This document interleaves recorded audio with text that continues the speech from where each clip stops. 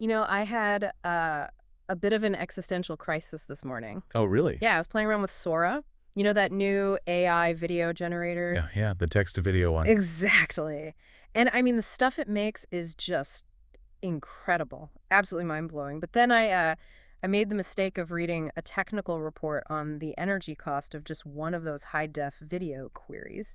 Ah, yes, the hidden cost of the magic. Right, and let me tell you, the number on that page made me want to go unplug my refrigerator just to balance the scales. It's wild. It really is the great paradox of our specific moment in history, isn't it? Totally. I mean, we are building these digital gods, right? Mhm. Generative AI, the metaverse, massive decentralized blockchain ledgers. Yeah. But we are trying to plug them into a power grid that was effectively designed when the most high-tech thing in your house was a toaster. That is exactly it. It feels like we went out and bought a Ferrari engine and we're trying to run it on a lawnmower battery. The infrastructure just isn't there to support it. It's not.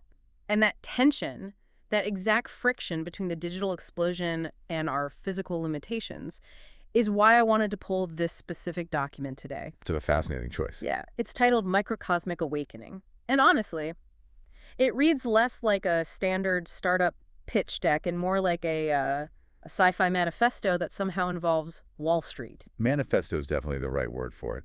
Because the source material we're deep diving into today isn't just pitching a new battery or, a slightly better solar panel. Right, they're aiming much higher. Much higher. It is a trillion-level strategic blueprint.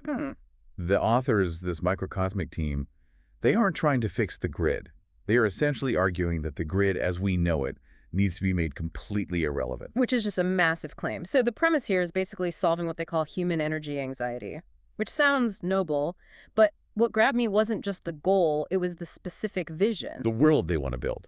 Exactly. A future where power cables are obsolete, literally gone from the streets. And your house somehow pays for your morning coffee using the energy it generated while you were asleep. That is the headline, yes. Yep. But the machinery underneath that headline is what we really need to unpack today. Because we are going to analyze a proposed shift from a centralized, inefficient grid to a decentralized water energy ecosystem. And what's unique here is the combination.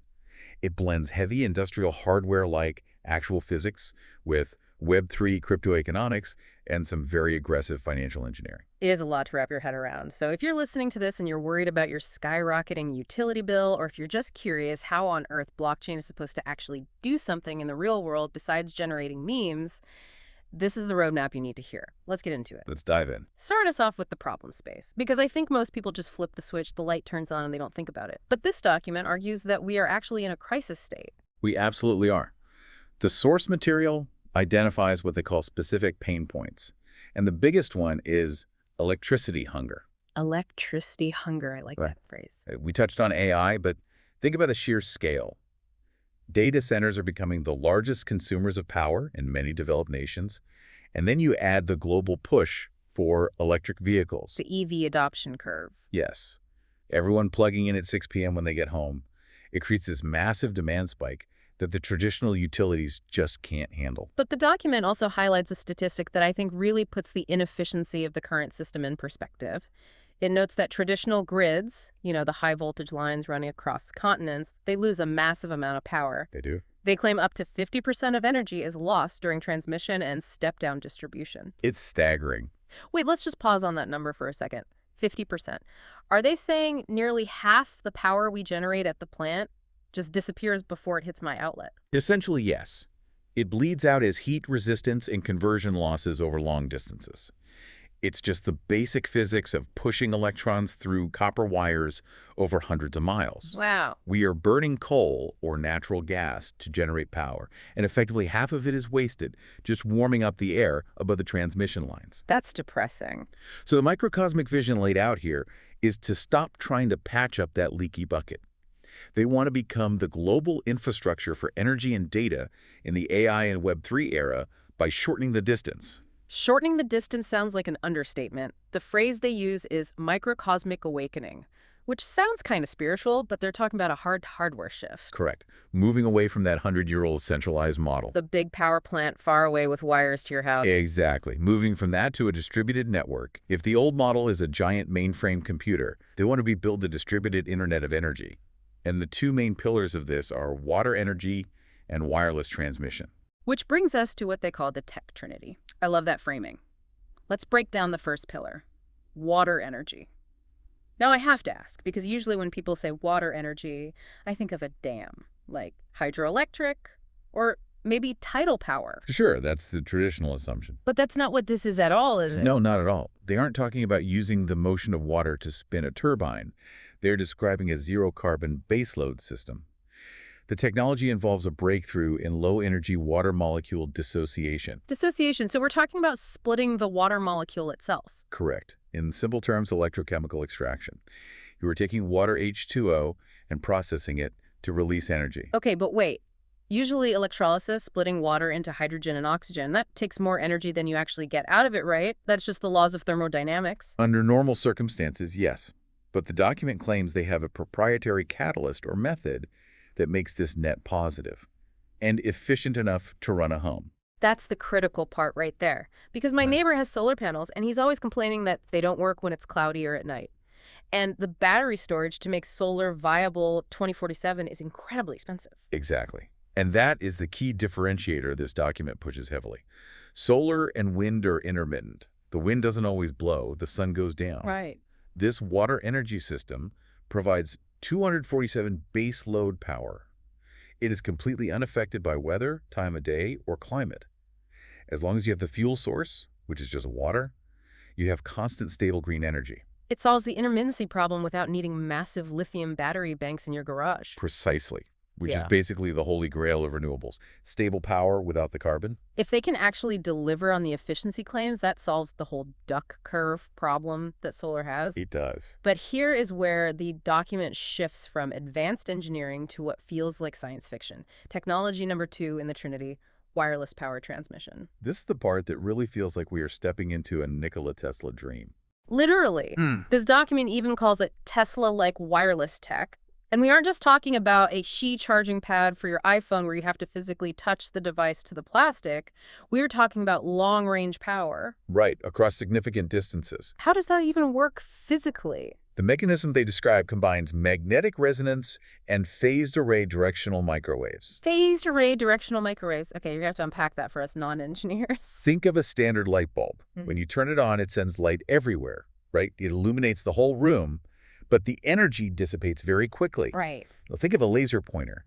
It keeps all that energy focused in a very tight beam over a long distance. Phased arrays do something similar, but with microwaves. They can steer a beam of energy electronically, without any moving parts, directly to a receiver. So instead of broadcasting power everywhere and, frying the birds flying by, it targets the specific device that needs the juice. Exactly. It establishes a digital handshake with the receiver and beams power directly to it. The scenarios they list for this in the text are wild. Let's talk about the EV one. Because range anxiety is still the #1 reason people tell me they don't buy electric cars. This is a total game changer for the automotive industry if it's realized. The scenario in the blueprint is you are driving your electric car on the highway. Now, usually you're watching the battery percentage drop. Yeah, you're thinking, can I make it to the next charging station? Is the charger even going to be working? Do I have to sit there for 45 minutes drinking bad coffee? It turns a road trip into a stressful logistics puzzle. It really does. But with this tech, the car charges while you are driving. The highway infrastructure itself beams power to the vehicle while it's in motion. That effectively gives an EV infinite range. You could drive coast to coast and arrive with a completely full battery. Theoretically, yes. Yeah. It completely removed the battery size, the limiting factor. You wouldn't need these massive, heavy battery packs anymore. Which makes the cars lighter and more efficient, too. Exactly. And it goes further than cars. They mention aviation, drones, and even passenger planes that, quote, never need to land for fuel. Never need to land. Right. They can receive power mid-air from ground stations or even satellite relays. A plane that never needs to land to refuel changes global logistics entirely. I mean, freight could move nonstop. And they mention maritime, too. Cargo ships with infinite range. It's the complete erasure of physical limitations. And the document explicitly mentions the goal of erasing physical power lines and charging piles. Imagine a city without that spider web of cables overhead, or those bulky transformer boxes taking up space on the sidewalk. It cleans up the skyline just as much as it cleans up the carbon footprint. It's a cleaner world visually and environmentally. I love the vision, but I have to play devil's advocate here for a second. Go for it. Usually when a company has this kind of breakthrough tech miracle, water energy and wireless beaming, they just sell the hardware. Or they become a traditional utility provider. But MicroCosmic has a totally different economic model. They do. They don't just want to sell you the box. They want to change how money works. Which brings us to the third part of the Trinity, decentralized nodes and RWA. Right. RWA stands for real-world assets. This is a huge buzzword in the Web3 space right now, but here they are presenting a very concrete application. The idea is to transition the user you and me from being a passive consumer of electricity into a micropower plant shareholder. So instead of paying the electric company, I basically become the electric company. In a sense, yes. The concept is that you install this microcosmic generation equipment in your home or your business. That physical equipment is then tokenized on the blockchain. It becomes a real-world asset. So it's not just a generator in my basement, it's a financial instrument. Exactly. Okay, so let's talk about the token side of this, because whenever I hear the words crypto and energy in the same sentence, I usually think of massive Bitcoin mining farms burning through megawatts of coal power. But this is the exact opposite of that. It is the inverse. The source introduces the Watt token, spelled W-A-T, Wattacoin. The unique proposition here is that every single token is backed by real power generation data. It's not backed by hype or some arbitrary algorithm. It is backed by actual kilowatts produced. And they have this mechanism they call proof of generation, or POG. Proof of generation. It's a very clever flip on the traditional proof-of-work model Bitcoin uses. Ordinary people earn Watt simply by generating power with their home unit. It gamifies energy production. So you are mining crypto, but instead of burning electricity to solve useless math problems, you are generating clean electricity for the grid and getting paid for it. Exactly. Your house is humming along, making clean energy, and your digital wallet is filling up with Watt. But there's an investment angle to this too, right? For the people who maybe live in an apartment in a city and can't exactly put a water generator in their basement. Correct. The model allows for fractional ownership. Investors can stake capital to earn a share of the fiat electricity fees from large infrastructure projects. How does that work in practice? So if MicroCosmic builds a massive water energy plant to power a data center or even a small city, you can stake your tokens in that specific project, and you get a cut of the real-world utility bills that the city pays. Okay, so that's the income side. I'm making money. But what can I actually do with these tokens? Because I can't walk into a grocery store and buy a gallon of milk with Bitcoin easily. It's too slow and the fees are too high. That is where the MicroCosmic PayFi system comes in. PayFi stands for Payment Finance. The document explores what they call a payment empire. Payment empire. That sounds a bit ominous, but go on. They plan to use NFC, just like using Apple Pay on your phone, and QR codes to let you spend your Watt tokens directly in department stores globally. So walk me through that loop. I generate power overnight while I'm sleeping. My house is earning Watt tokens. I wake up, I go to the store, I tap my phone, and I buy my coffee with the tokens I earn from my house making power. That is exactly the vision. And the disruption here is massive because they are building a Web3 payment aggregator to completely bypass the traditional financial rails. Oh, you mean bypassing the Visa and MasterCard tax? Exactly. Yeah. Merchants hate those fees. The 2 or 3% interchange fees on every transaction. Yeah. MicroCosmic is proposing bypassing the monopoly of Visa, MasterCard, and SWIFT entirely. It's a direct peer-to-peer value transfer backed by actual energy. That is incredibly compelling. But here's the trap that almost every crypto project falls into. Inflation. Yes. Tokenomics. If every house on the block is printing tokens every time they make power, doesn't the supply just explode and the price crash to zero? That is the classic hyperinflation spiral in crypto. But the document addresses this head-on with an anti-inflation strategy. Remember, this company isn't just for homes. They also sell energy to huge businesses.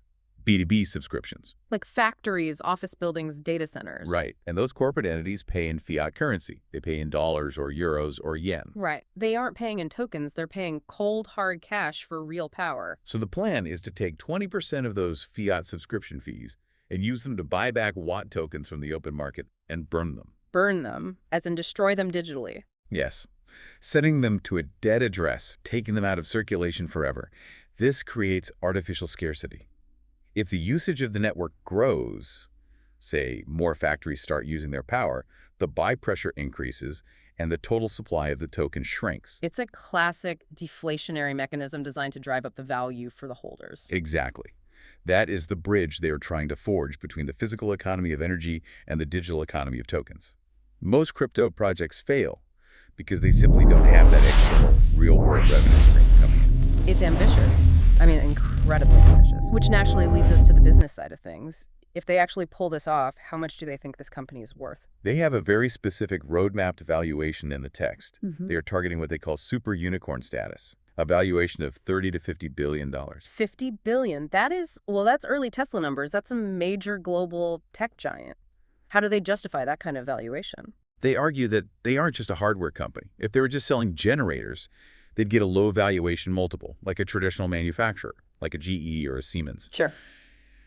But they're modeling themselves as a hybrid. Hardware is just the base. Then you add ease energy as a service, which is high-margin recurring revenue like a software subscription. And the third part? The Web3 RWA platform, which they refer to as infinite leverage. So they want to be valued like a high-growth tech software company, not a boring, slow-moving utility company. Exactly. Their roadmap is aggressive. They are targeting $9.6 billion in revenue by 2028 with a listing on the NASDAQ. 2028. That is right around the corner. That is an absolute sprint. It really is. And to pull that off globally without getting bogged down in red tape, they've set up a very specific legal structure. This is what they call the legal firewall. I noticed that section. It felt a bit like reading a spy novel. Cayman Islands, Panama, BVI. Why all the offshore complexity? Is it just traditional tax evasion? It's less about taxes and much more about regulatory arbitrage. They have a dual corporate structure.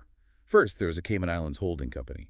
This is for the equity, the actual traditional shares in the company that venture capitalists would buy. Okay, that keeps the traditional Silicon Valley investors happy and feeling safe. Right, but then they have a completely separate entity, a BVI or Panama Foundation. This entity handles all the token issuance and the Web3 operations. Why separate them so strictly? To isolate risk.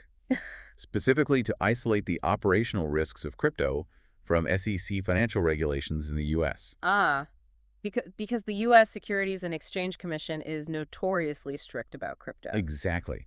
By keeping the token side in a jurisdiction like Panama or the British Virgin Islands, they can scale aggressively globally without constantly asking for permission from U.S. regulators. Smart. It's devious, but it's smart. It lets them move fast and break things on the crypto side while staying totally legit for their eventual stock market listing. Precisely. And speaking of control, I saw a detail in there about Class B shares. That is entirely about power dynamics. As they raise these billions of dollars from external investors, the founders don't want to get fired by their own board if there's a disagreement on strategy. Right. So they issued Class B shares with super voting rights. Like what Mark Zuckerberg has at Meta or Elon at Tesla. Just like that. In this case, one share equals 10 votes. This ensures that the founding team retains absolute control over the decision-making, even if they eventually sell off a majority of the financial equity to Wall Street. They're building a microcosmic empire, and they fully intend to stay the emperors. It really is a fascinating document from top to bottom. I mean, we've gone from water-based power that runs 24/7 to wireless highways where cars never stop driving, to paying for groceries with home-generated crypto tokens, all wrapped up in a corporate structure built for world domination. It really covers the entire stack, from the literal physics of the water molecule to the legalese of a Cayman holding company. It is a comprehensive attempt to rewrite the rules of global infrastructure. So let's wrap this up. What does this all actually mean for the person listening right now? I think the key takeaway is that the fundamental definition of infrastructure is changing.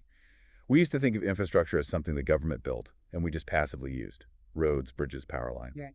But this model suggests a future where infrastructure is crowdsourced, decentralized, and actually owned by the users themselves. It's shifting the power, both literally and figuratively, back to the edge of the network, back to your home. Precisely. And that raises a really provocative question for you, the listener, to consider today. If energy becomes decentralized and truly wireless, and if every home effectively becomes a bank through these real-world assets, does the concept of a utility bill disappear entirely? Replaced by what? A utility income? Perhaps. Imagine a world where your house earns more money from generating clean power than it costs you to live in it. It flips the biggest liability of homeownership into an income-generating asset. That would change everything. It would. And on a macro global scale, think about the geopolitics. Right. Right now, global power is largely determined by who has the oil. Or who controls the natural gas pipelines. We see major wars fought over this constantly. Right. But in the microcosmic vision, energy isn't about who has the oil in the ground. It's about who has the water, which is everywhere, and who has the code. What happens to the geopolitical balance of power when energy independence is just a software download and a hardware install away? That is a massive thought to leave us with. The idea that the next oil baron might just be you with a water generator humming away in your garage. It is a possibility, very much worth monitoring. Well, thank you for taking this deep dive with us today. It's a wild vision, but given the way the tech world is moving right now, it might not be as far off as we think. Keep your eyes on the grid, everyone. It might be disappearing sooner than you think. Catch you next time.